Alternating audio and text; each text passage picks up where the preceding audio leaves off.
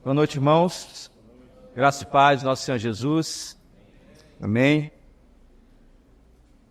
Grande privilégio, mais uma vez, compartilhar um pouco da palavra do Senhor com os irmãos.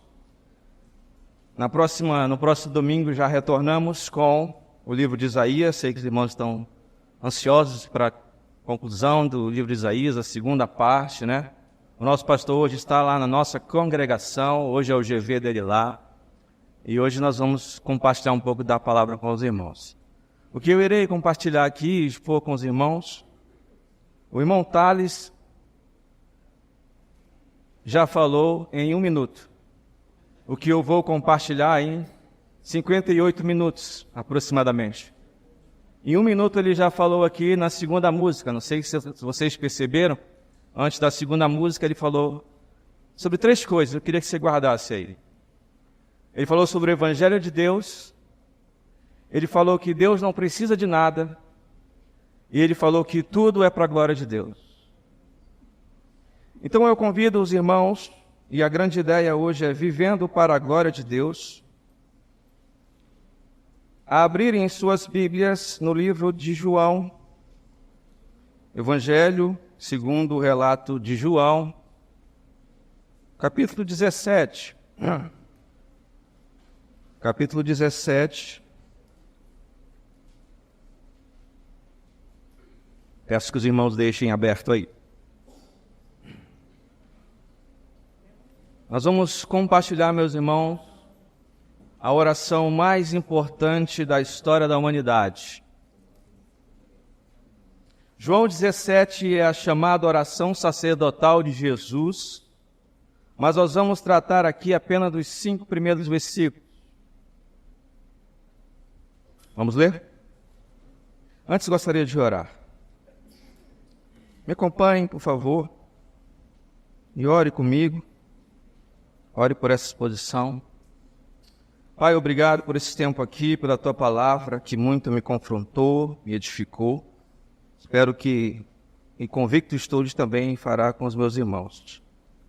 Obrigado, Pai. Eu peço que o Senhor me abençoe nas minhas limitações, na minha pequenez, e me ilumine para expor aquilo que é só da Tua palavra. Em nome de Jesus, amém. João 17, os 5 primeiros versículos. Depois de dizer isso, Jesus olhou para o céu e orou: Pai, chegou a hora. Glorifica o Teu Filho, para que o Teu Filho te glorifique.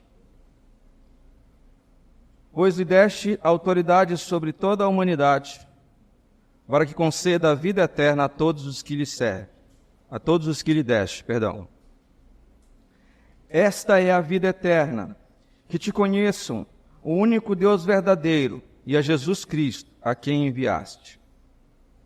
Eu te glorifiquei na terra, completando a obra que me deste para fazer. E agora, Pai, glorifica-me junto a Ti, com a glória que eu tinha contigo antes que o mundo existisse. Os 5 primeiros versículos de João 17, meus irmãos, falam de algo que é primordial, algo que é essencial, fala de algo que é a razão fundamental pela qual nós existimos. A razão pela qual o universo foi criado. O texto aborda a glória de Deus.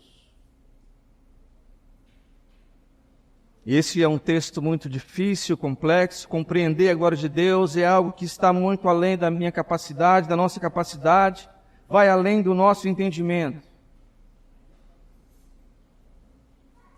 Mas a glória de Deus é para onde tudo, absolutamente tudo, converge. Então eu peço, antes de nós prosseguirmos, de fato, no texto que nós lemos, eu peço que você reflita antes comigo sobre alguns aspectos da glória de Deus. Nós já vamos voltar para o texto. Porque tudo que fazemos deve ser para a glória de Deus. Do contrário, não passa de vanglória, de glória vã, de glória inútil, improdutiva, fracassada. Mas se nós não glorificamos a Deus, em nada, em absolutamente nada, a sua glória é abalada. Nada abala a glória de Deus, afinal de contas, Ele possui glória em si mesmo. É por isso que foi dito que Deus não precisa de nada. Ele já possui glória em si mesmo.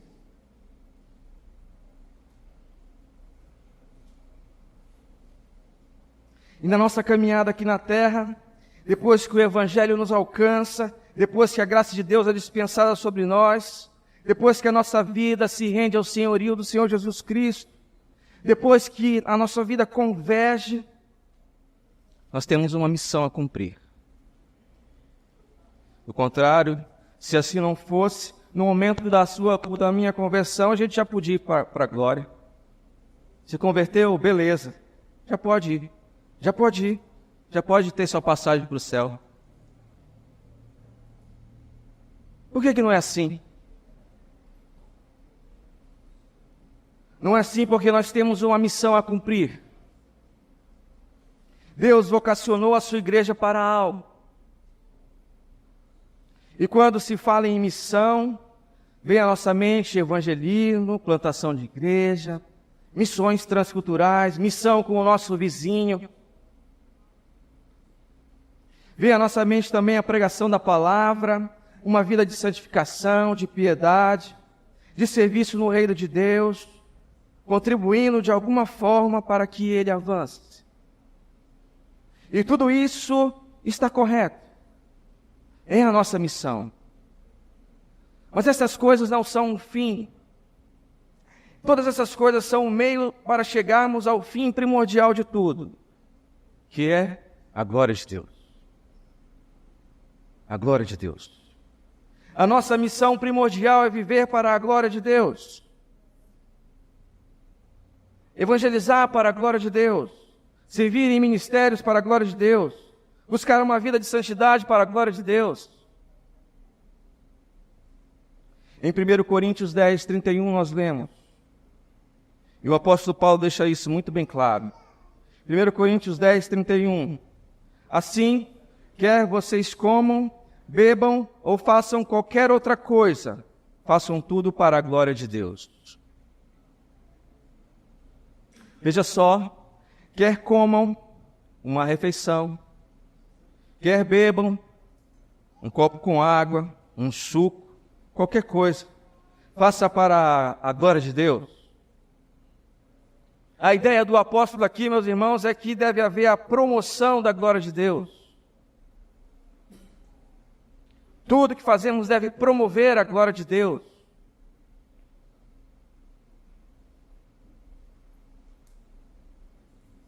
Quando foi a última vez que você tomou um delicioso suco de taperebá e disse, Deus seja louvado? No meu caso foi sábado passado, no jantar dos casais aqui. Quando foi a última vez, Leandro, que você comeu uma panelada deliciosa, pela glória de Deus? Às vezes, nos meus delírios gastronômicos, quando eu estou degustando algo, eu paro e pergunto para Glaucio, Glaucio, será que Deus sabe como isso aqui que Ele fez é delicioso? Eu pergunto, Glaucio, será que Deus tem ideia do sabor que Ele imprimiu nessa manga espada?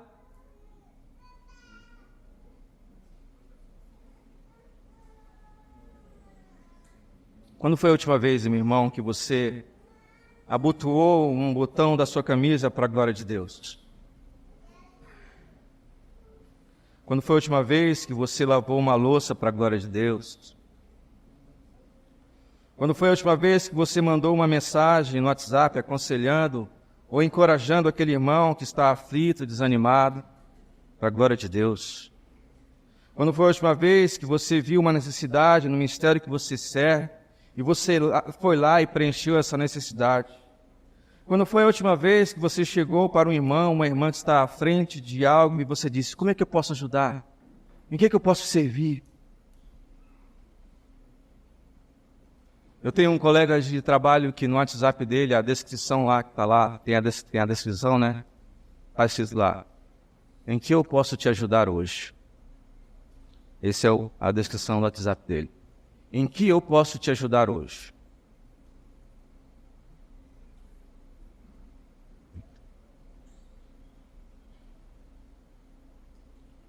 Mas quando foi, meu irmão, a última vez que você curtiu ou comentou as mensagens do canal, para que a palavra de Deus seja impulsionada para mais e mais pessoas e Ele seja glorificado? Quando foi a última vez que você glorificou a Deus diante de uma resposta de oração? Quando foi a última vez que você, diante de um pôr do sol, num fim de tarde, glorificou a Deus pela revelação geral dele na criação? Outro dia eu voltava de carro com a minha família, fui visitar os meus pais na zona rural, numa chácara. Era fim de tarde.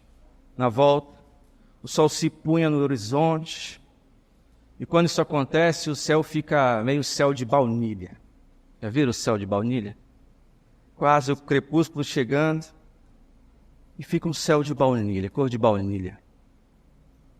E diante daquela maravilha, eu parei o carro no acostamento e disse: nós temos que descer. Nós temos que descer e temos que contemplar isso e dar glórias e graças a Deus. Mas o mundo não é um céu de baunilha o tempo todo. Não. O mundo não é um céu de baunilha o tempo todo. Tem nuvens cinzentas que encobrem o sol. Tem dias chuvosos na nossa vida. Existem tempestades revoltas que balançam o nosso barco. E o que nós fazemos diante do dia mau? Nos últimos dias do devocional, nós voltamos novamente à vida de Jó. Jó vivia muito bem. Céu de baunilha. Mas o dia mau chegou. O dia mau chegou. O sofrimento, a dor, a desgraça bateram a porta. Bateram a porta nada, chegaram já destruindo a casa toda. E nós vimos no domingo passado que o sofrimento produz amadurecimento. Sofrimento produz amadurecimento. E tem a letra de uma música que diz: a dor é professor. Com a licença poética aqui, sem a devida concordância, a dor é professor. Mas o que Jó fez? Ele culpou Deus. Ele murmurou. Ele disse que Deus é injusto. Ele disse que Deus não se importa com ele. Não, nada disso. Ele se prostrou no chão em adoração e disse: o Senhor me deu, o Senhor me tomou. Louvado seja o nome do Senhor. Glorificado seja o nome de Deus. Meus irmãos, não existe nenhum aspecto da nossa vida, da nossa conduta, das nossas ações que escape dessa missão final de exaltar e glorificar a Deus. Tudo o que vamos fazer, do mais simples detalhe aos grandes feitos do Senhor, a nossa vida, tudo deve promover, deve visar a glória de Deus. Percebe a importância disso?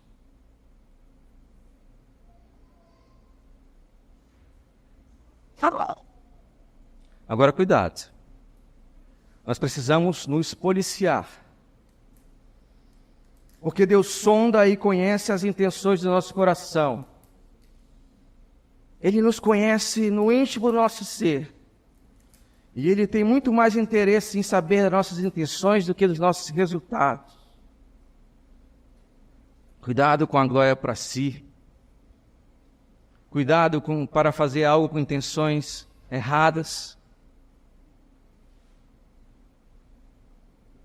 Cuidado para fazer algo que você quer agradar o pastor. Pastor, olha aqui o que eu estou fazendo. tira uma foto, manda para ele. Agora o senhor manda aquela figurinha assim, show. Depois o senhor me dá um tapinha nas costas. Cuidado. A glória é toda de Deus. Mas o que podemos inferir sobre o termo glória de Deus? Esse termo nos remete à majestade, à magnificência, ao poder, à soberania, à grandeza e à força de Deus. E quando Paulo fala para fazermos tudo para a glória de Deus, significa que devemos honrá-lo em tudo, exaltá-lo, aclamá-lo, dar todo o crédito para ele. Justamente por ele ser esse Deus glorioso. 1 Pedro 4,11. 1 Pedro 4,11.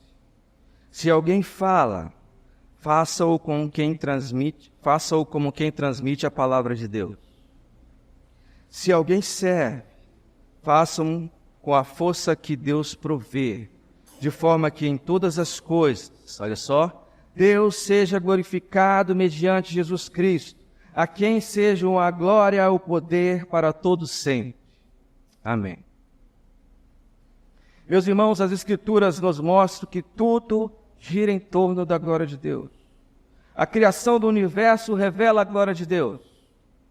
De um microscópio ser unicelular até a imensidão do espaço cósmico. Por que Deus criou as coisas assim? O Salmo 19:1 responde. Salmo 19:1 diz: os céus declaram a glória de Deus, o firmamento proclama a obra das suas mãos.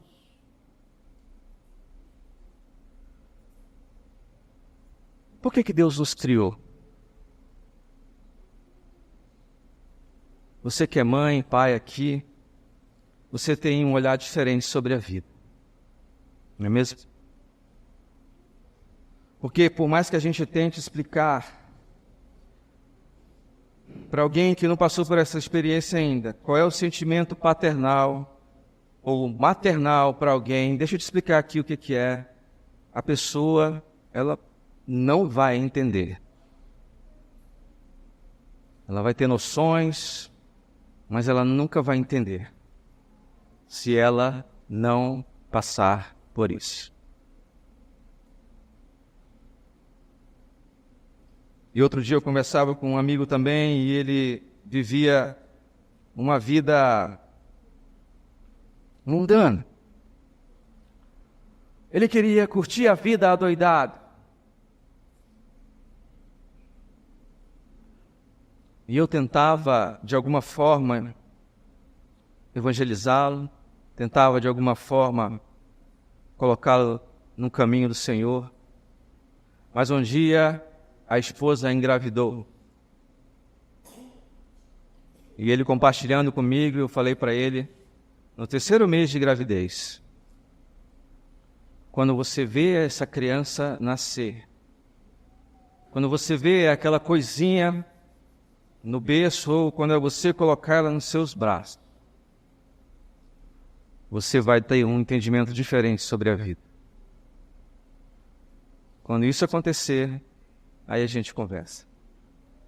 Passou um tempo, a criança nasceu e ele veio, uns 3, 4 meses depois, falar: lembra daquilo que você me disse?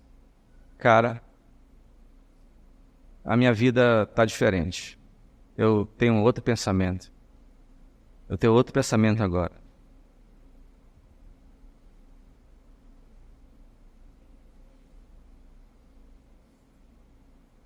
Quando observamos um ser se formar no ventre de uma mulher, quando o médico passa aquele aparelho na barriga da mãe, e já na 5ª ou 6ª semana já é possível ouvir as batidas do coração. E cada pulsar daquele minúsculo coração, do tamanho, não sei nem de que, menor do que uma unha, cada pulsar está dizendo: Deus existe, Deus fez isso, Deus é o autor da vida, Ele é poderoso e Ele merece toda a glória.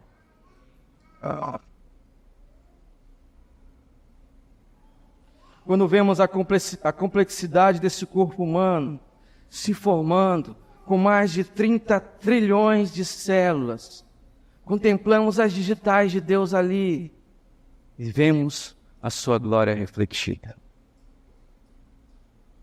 Um vislumbre minúsculo da sua glória. Não temos nem como mensurar a glória de Deus. Os anjos cobriam os rostos para não diante da glória de Deus. Eles não conseguiam suportar a glória de Deus.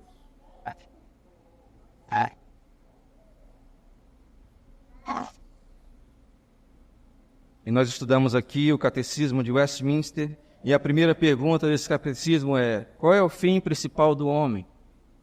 Qual é o fim principal do homem? E a resposta é: o fim principal do homem é glorificar a Deus e gozá-lo para sempre. O fim principal do homem é glorificar a Deus e gozá-lo para sempre. Eu digo de novo, as Escrituras mostram que tudo gira em torno da glória de Deus. Por que Jesus desceu dos céus e veio à terra? Para salvar o homem? Não. Para fazer milagres? Também não. Jesus veio primordialmente, ele veio te salvar, tá, meu irmão? Fique tranquilo, tá? Ele veio salvar vocês. Mas ele veio primordialmente para refletir o esplendor da glória do Pai.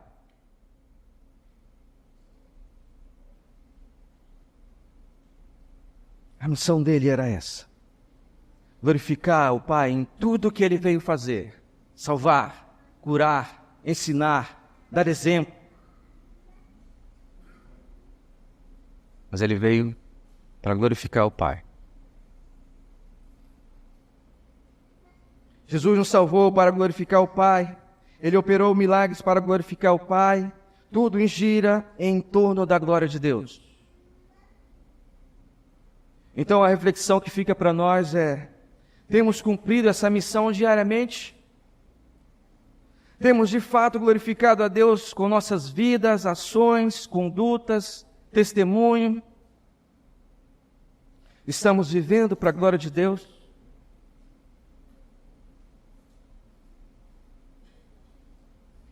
Olha só, um comentarista disse certa vez: fazer tudo para a glória de Deus é a grande lei do universo. Para isso a flor desabrocha, o pássaro gorjeia, os rios murmuram. Do ponto de vista celestial, todas as ações de todas as criaturas espirituais, como anjos, têm o mesmo propósito divino: a glória de Deus. Então, meus irmãos, feita esta introdução, vamos voltar para o texto agora. João 17. E como eu disse no início, nós vamos enfatizar apenas os 5 primeiros versículos. As verdades do capítulo 17 de João são tão profundas que nós não conseguimos nem riscar a superfície. Não risca nem a superfície. Portanto, eu peço que você medite em todo o capítulo dessa semana. Medite em todo o capítulo 17. Mas nós daremos ênfase nos 5 primeiros versículos. João 17 é a oração mais importante da história. Philip Melanchthon, um reformador, também disse, antes de morrer, sobre o Salmo de Jesus, sobre João 17: não há voz que jamais se tenha ouvido, nem no céu nem na terra, mais exaltada, mais santa, mais fecunda, mais sublime do que a oração feita pelo próprio Filho de Deus, Jesus Cristo. John Knox também já disse no seu leito de morte: por favor, tragam para mim, leiam para mim o Salmo, só quero falar Salmo. Leiam para mim João 17. Leiam para mim João 17, porque é nesse lugar que eu encontro a minha âncora. É nesse lugar que eu me apoio. Na oração de Jesus, no João 17.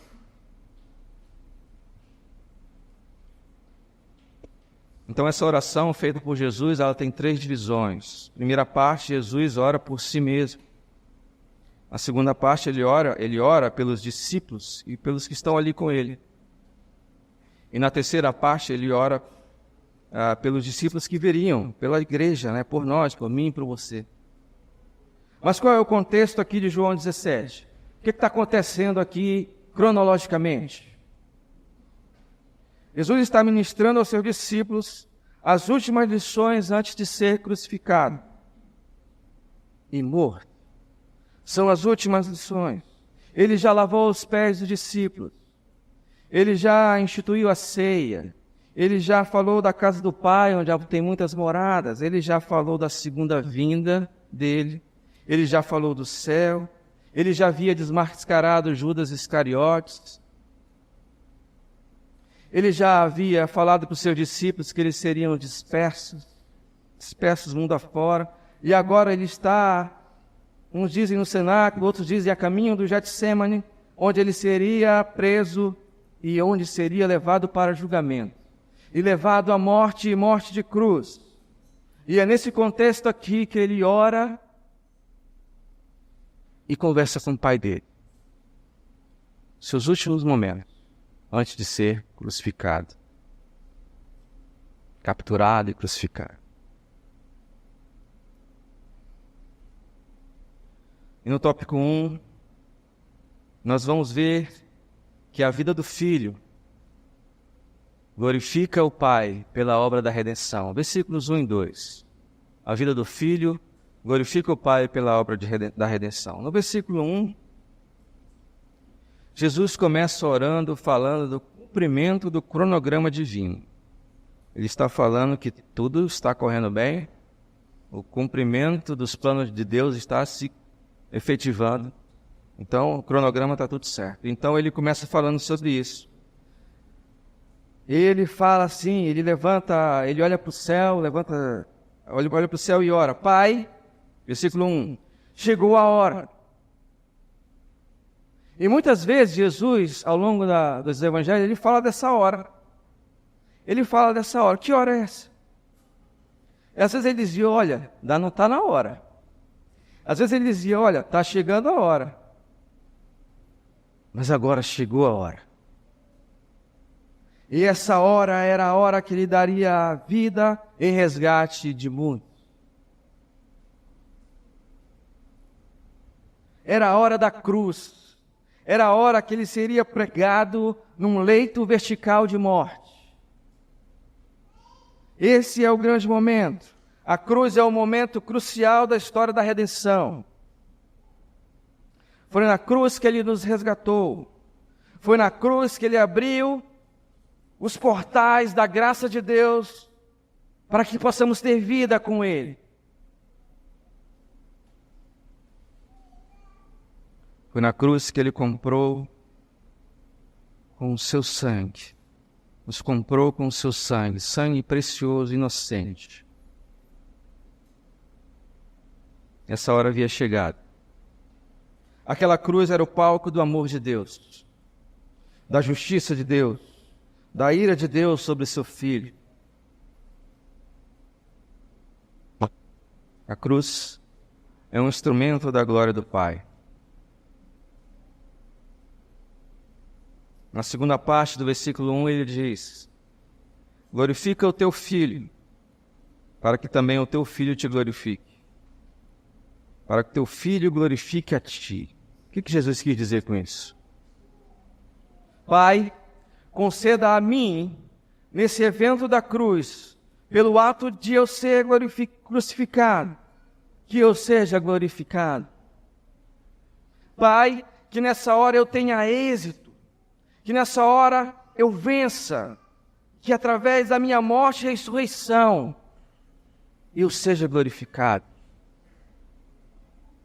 Mas por que Jesus pede para ser glorificado? Parece até uma oração egoísta no primeiro momento, mas está longe disso. Jesus responde em seguida, para que também o Filho te glorifique.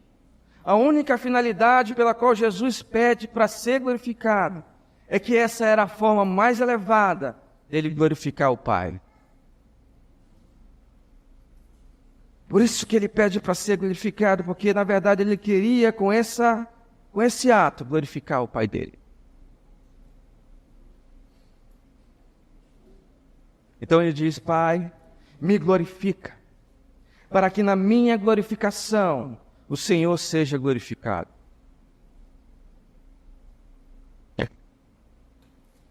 E aqui nós temos o propósito de tudo. Observe bem o plano da salvação aqui. Se analisarmos os 5 primeiros versículos de João 17, vemos as boas obras da salvação. A origem do plano. Qual a origem do plano? Deus Pai.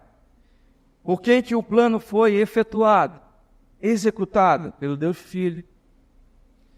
Qual era o objetivo do plano? A glória de Deus. A glória de Deus. Tudo começa em Deus. João 3,16, você conhece muito bem, diz: porque Deus amou o mundo de tal maneira que deu seu único Filho, para que todo aquele que nele crê não pereça, mas tenha a vida eterna. Deus criou, amou o mundo. Deus amou o mundo, começou com Deus. Efésios 2,8, pela graça sois salvos por meio da fé, e isso não vem de vós, é dom de Deus. Romanos 6,23, pois o salário do pecado é a morte, mas o dom de Deus, dom gratuito de Deus, é a vida eterna em Cristo Jesus, nosso Senhor. Romanos 1,1, Paulo, servo de Jesus Cristo, chamado para ser apóstolo, separado para o Evangelho de Deus. Thales. Evangelho de Deus. Tudo começa em Deus. A origem de tudo é Deus. Então chegou a hora. Jesus será morto e crucificado. E nesses últimos momentos, o que de fato interessa a Jesus é glorificar a Deus. Jesus quer promover a glória de Deus, mostrar para nós, para os judeus da época, para os soldados romanos, mostrar para eles o que Deus estava fazendo através do seu Filho. A redenção dos pecados, através do sacrifício do Filho de Deus. Agora reflita comigo. Se tudo que é pecado não glorifica a Deus, então se fazemos algo que não visa a glória de Deus, que não promove a glória de Deus, que não tem como ênfase a glória de Deus, nós também estamos pecando. Percebe a seriedade disso? Já parou para pensar nesse sentido?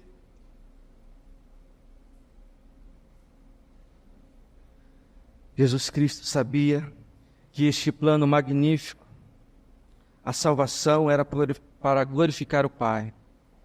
Então ele estava focado nisso. E ele faz essa oração nas últimas horas. Na humilhação de Jesus, o Pai seria exaltado. João 13, se você voltar um pouquinho aí. João 13:31. Assim que Judas saiu, Jesus disse: chegou a hora de o Filho do Homem ser glorificado. E por causa dele, Deus será glorificado. Deus será glorificado. Em nenhum outro lugar, meus irmãos, em nenhum outro lugar a ira, a justiça, a graça e a misericórdia de Deus, o amor de Deus, em nenhum outro lugar foi demonstrado com tanta excelência como na cruz.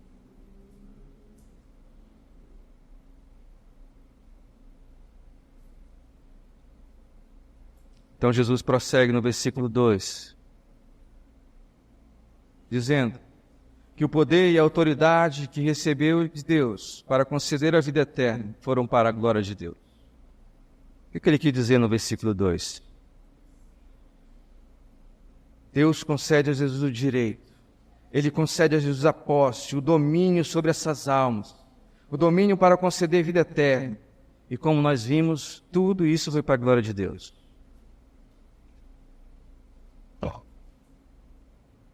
Seguindo no versículo 3 e com ele o tópico 2. A vida do Filho manifesta o conhecimento de Deus para a vida eterna. A vida do Filho manifesta o conhecimento de Deus para a vida eterna. Versículo 3. Nós vamos ver a forma ou o meio como Deus é glorificado. Como é que Ele é glorificado, segundo o versículo 3? Sendo conhecido. Sendo conhecido. Então, olha só. A vida eterna. A vida eterna é esta onde o Filho e o Pai são glorificados. Eles são glorificados quando se concretiza o plano redentivo. Esta vida eterna se manifesta no verdadeiro conhecimento de Deus. É isso que o versículo 3 está falando. A vida eterna se manifesta no verdadeiro conhecimento de Deus. É por isso, meus irmãos, o motivo pelo qual Deus não é glorificado neste mundo caído, neste mundo podre, infame. Ele não é glorificado. Muitas vezes, nem mesmo na igreja, Ele não é conhecido. Irmão, o que você está falando? Liga a TV. Vai numa igreja aqui do lado. Vê se lá está sendo apresentado o Deus das Escrituras. Vê se o Deus apresentado lá é o mesmo das Escrituras. Vê se você encontra lá o genuíno Evangelho de Deus, sem adulterações, sem jeitinhos para massagear o ego do homem.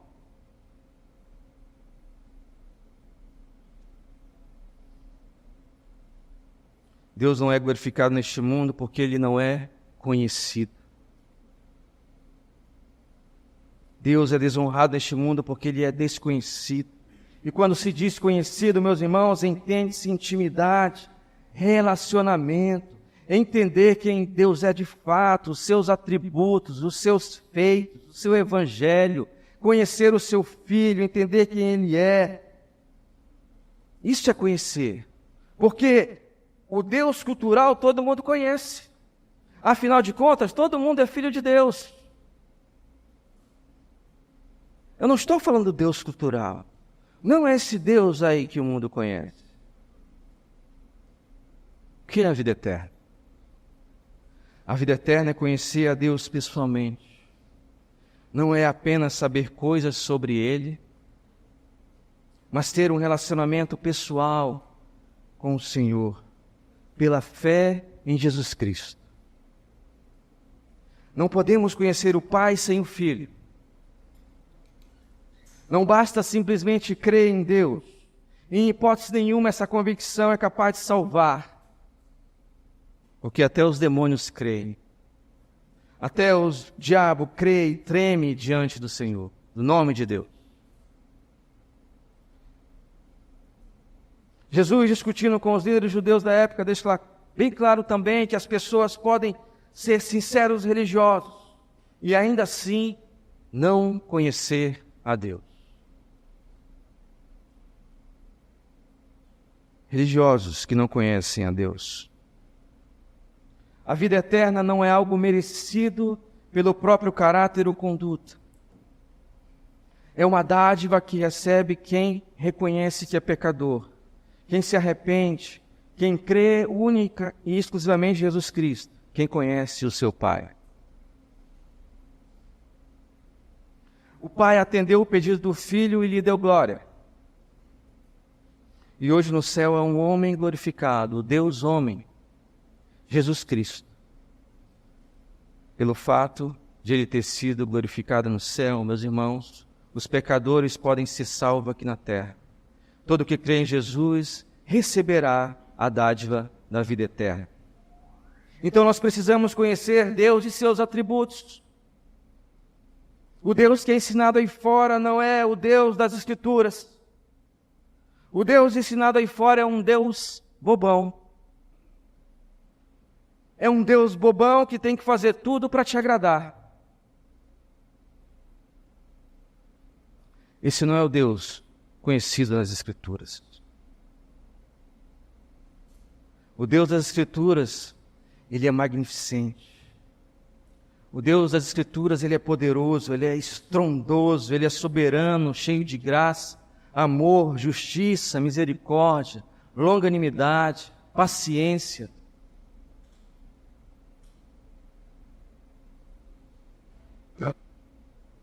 Salomão dizia que nem os céus dos céus podem conter Deus. Os céus dos céus, o universo, o cosmos. O universo não é infinito, mas Deus é infinito. Deus é infinito. Eu acho interessante o ser humano tentando encontrar respostas no espaço. E quanto mais ele avança na exploração espacial, mais ele percebe a imensidão do universo. Muitos cientistas acabam se convertendo de tanto estudar o universo. Eles concluem que não é possível. Esse design é inteligente. Alguém deve ter criado isso. A gente avança e não chega em lugar nenhum. Parece que não tem fim. Onde é o fim do universo? E os cientistas calculam, meus irmãos, que o universo observável, ou seja, o universo que só a parte que eles conseguem observar com seus telescópios de bilhões de dólares, só essa parte que eles conseguem observar e já vão muito longe. Já vão milhões de quilômetros longe. Anos-luz, né? Não dá nem para medir em quilômetros. Milhões de anos-luz. Eles já conseguem, com os telescópios, com as sondas, perceber. Eles calculam o petróleo, que o universo tem aproximadamente 93 bilhões de anos-luz de diâmetro. 93 bilhões, só o que eles observam com os telescópios. Aproximadamente 93 bilhões de anos-luz de diâmetro. Ou seja, se existisse uma nave espacial que viajasse na velocidade da luz, 300 mil quilômetros por segundo, 300 mil quilômetros por segundo, é muita coisa, né? Por segundo. Se existisse essa nave, e ela só existe nos filmes, Star Wars, ficção, tem essa nave, o cara aperta o botão, né? Já viram? Sai na velocidade da luz. Ela só vê o risquinho da estrela, assim. Nem a estrela consegue acompanhar. Se existisse essa nave, meus irmãos, viajando na velocidade de partículas atômicas, ela demoraria, petróleo, cerca de 93 bilhões de anos para sair de uma ponta do universo até a outra. Isso é muita coisa, né? Na velocidade da luz, demoraria 93 bilhões de anos para sair de uma ponta do universo à outra. Não me pergunte como eles fizeram esse cálculo. O ser humano tentando entender Deus, conhecer Deus. E Salomão dizia, sem telescópio, sem nada, Cédric, que Deus não cabia nesse universo. Deus não cabia, não chegava nem nos pés de Deus o universo.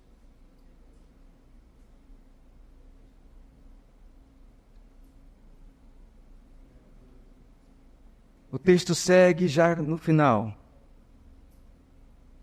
Tópico 3. A vida do filho glorifica o pai ao cumprir fielmente sua missão. Versos 4 e 5. A vida do filho glorifica o pai ao cumprir fielmente sua missão. E agora no versículo 4, Cristo vai mostrar que não somente a cruz foi para a glória de Deus, não foi só a cruz, mas também toda a sua vida, toda a sua missão na terra. Jesus está dizendo que a fidelidade de toda a sua vida, de todo o seu ministério, até chegar à cruz, foi a glória de Deus. É isso que ele está falando no 4. 4. Eu te glorifiquei na terra, completando a obra que me deste para fazer. Ele cumpriu sua missão e glorificou o Pai. os sermões que pregou, as curas que fez, os milagres que operou, os mortos que ressuscitou, os pés que lavou, os exemplos que deu, tudo foi para a glória de Deus. Do nascimento até a cruz, foi para a glória de Deus. E nós? O que nós temos feito com o que o Senhor nos tem dado? O que nós temos feito? Com a vida, com a salvação, filhos, emprego, ministérios, dons, talentos. Tudo isso tem uma única finalidade: glorificar a Deus. Siga o exemplo do Filho. Que possamos seguir o exemplo do Filho. Em tudo, glorificar a Deus. Que a nossa vida, meus irmãos, seja uma vida que seja para a glória de Deus, que vive para a glória de Deus. Olha só essa outra citação aí de um teólogo. Essa está projetada. Está aí? Aí. Olha só. A motivação mais profunda para a missão é Deus e a glória de Deus. Deus é a origem da missão e também o seu fim. Soberano, absoluto e eterno. Deus de nada necessita, nem do louvor de homens ou da aclamação de anjos. Mas Deus, em seu completo amor e perfeição, criou o ser humano para que desse glória ao seu nome. Ele não precisava de nada disso, meus irmãos. Ele tem a glória em si mesmo. Mas ele criou o homem para glorificar a ele.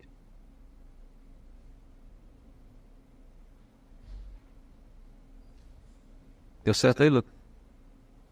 No versículo 5, Jesus pede ao Pai a glória que tinha antes. Versículo 5, olha só. Jesus pede ao Pai a glória que tinha antes. A glória que ele sempre teve desde a eternidade. Porque, meus irmãos, quando Jesus veio à terra, ele se despiu de sua glória. Ele se desfez da sua glória. E Jesus, na sua união hipostática, apesar de ser 100% Deus, e por isso nunca pecou, ele também era 100% homem. Ele tinha dor, ele sentia fome, frio, dor de barriga. Ele deixou essa glória para ser humilhado no corpo carnal. Ele sentiu as mesmas dores que nós. Ele foi traído, ele foi destratado, insultado, humilhado. Ele perdeu, se despiu da sua glória. Por que ele pede a glória de novo? Por que ele pede a mesma glória que ele tinha antes? Porque, meus irmãos, na consumação desse plano redentivo, na morte e na ressurreição de Jesus, Deus, o Pai, é altamente glorificado. A ira de Deus sobre nós é aplacada, é contida pelo sacrifício do seu Filho inocente em nosso lugar. Então Cristo chega nos céus vitorioso. Ele chega nos céus vencedor e recebe de volta aquela glória que ele tinha antes.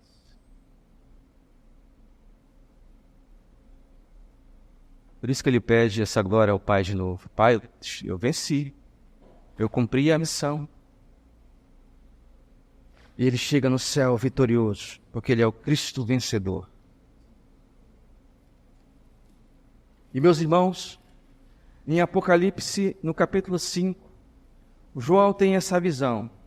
Ele tem essa visão apocalíptica.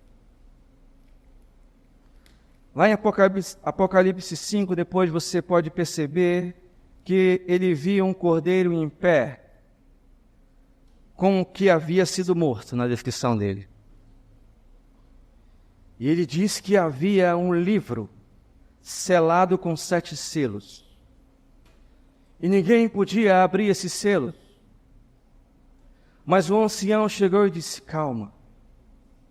O leão da tribo de Judá venceu. Ele é vitorioso. Ele é digno e só ele pode abrir esse selo. E ele vai abrir esse selo. Diz o texto, meus irmãos, que o Cordeiro se aproxima então daquele que estava sentado no trono. Sabe quem é? Ele chega para quem estava sentado no trono, recebe o livro. Quando ele recebe o livro, os seres celestiais começam a cantar um cântico. Pode vir, Lucas. Pode. Os seres celestiais começam a cantar um cântico. E esse cântico é exatamente assim, como nós vamos entoar agora. O cântico que nós vamos entoar agora está em Apocalipse 5, na visão de João, sobre o Cristo vencedor. O Cristo glorioso, chegando vencedor, ressurreto, diante do seu Pai.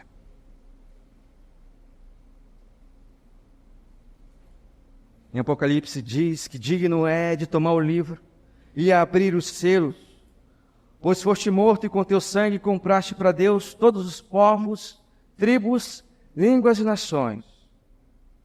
E o texto diz, a canção diz, digno é o Cordeiro de receber toda a honra, riqueza, sabedoria, glória